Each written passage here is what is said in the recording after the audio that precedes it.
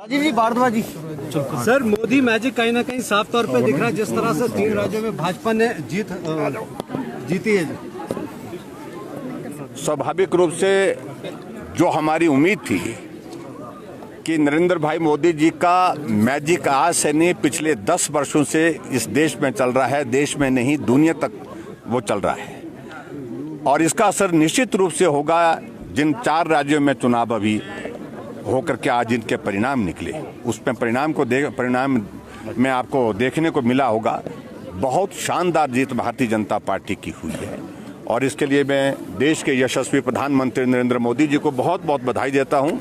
Party के राष्ट्रीय अध्यक्ष जगत प्रकाश नड्डा जी को बहुत बधाई देता हूं, और भाई अमित शाह जी को भी बहुत बहुत बधाई देता हूं। और निश्चित रूप से इस बात को मान करके चलिए कि ये दौर अब बहुत तेजी से आगे बढ़ेगा। 2024 में पूरे देश भर में भारतीय जनता पार्टी की सीटों का आंकड़ा पीछे की तुलना में और ज्यादा बढ़ेगा। सर, एक प्रदेश में क्या इसका असर पड़ेगा जी? हिमाचल प्रदेश में इन चुनाव नतीजों देखिए, पार्टी के कैडर में हौसला बढ़ता है। जो झूठी गारंटियों का एक दौर शुरू हुआ था जिस राज्य से, उसी राज्य में उसको दफन कर दिया।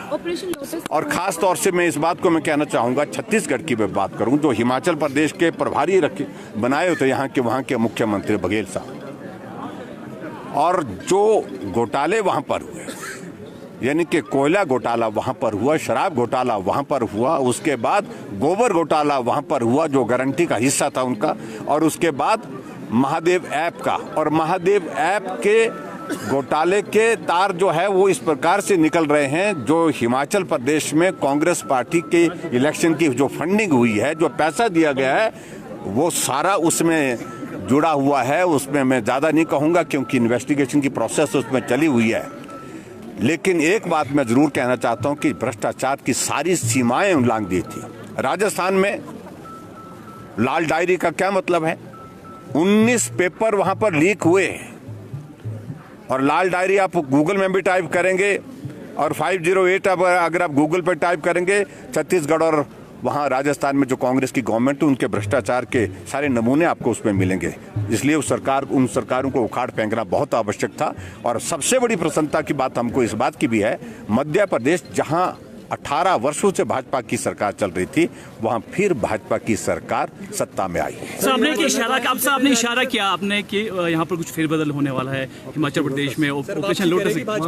देखिए, मैं ये इस बात को लेकर के मैं एक ही बात कह रहा हूँ कि अच्छा होगा, बहुत अच्छा होगा। 2024 में हम 4 सीटें तो जीतेंगे ही, लेकिन इतना जरूर मैं कहना चाहता हूं कि कांग्रेस पार्टी के हौसले जो बहुत बुलंद हुए थे कुछ दिनों में, कुछ वक्त से, कुछ प्रदेशों के एक आधे प्रदेश के चुनाव के पश्चात, वो हौसले अब पस्त हो गए।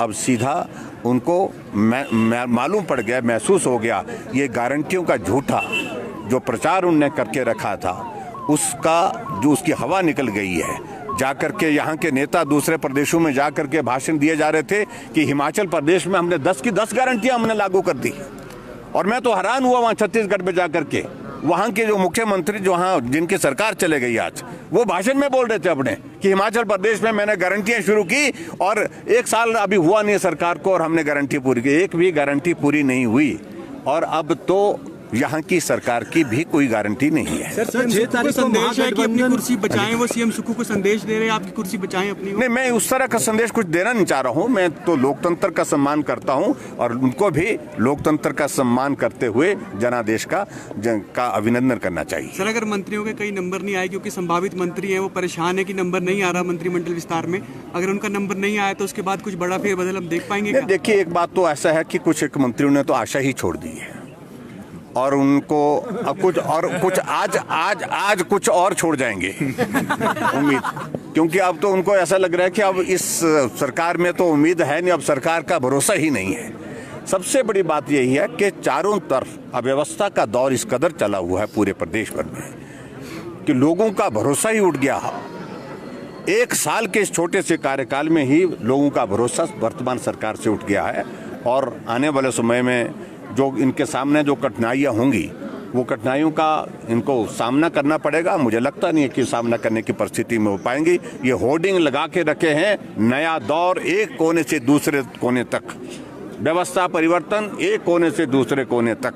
हम 5 साल सत्ता में रहे, जब 5वें साल अंतिम साल पे थी तब भी हमारी बहुत सारी योजनाएं होने के बावजूद भी इतने होर्डिंग नहीं लगे थे जितने नए दौर के लगे हुए हैं आजकल। ये नया दौर बहुत जल्दी पुराना होता दिख रहा है मुझे। सर, अगर बात करें जिस तरह से लोग विधानसभा चुनावों में पराजय हुई है कांग्रेस को, तो महागठबंधन की 6 तारीख को भी बैठक है, किस तरह देखते हैं लोकसभा चुनाव? तो मुझे लगता है कि देखिए अब बहुत सारे लोग जो है इस महागठबंधन में से निकलते दिखेंगे आपको। उसका भरोसा पहले ही नहीं था।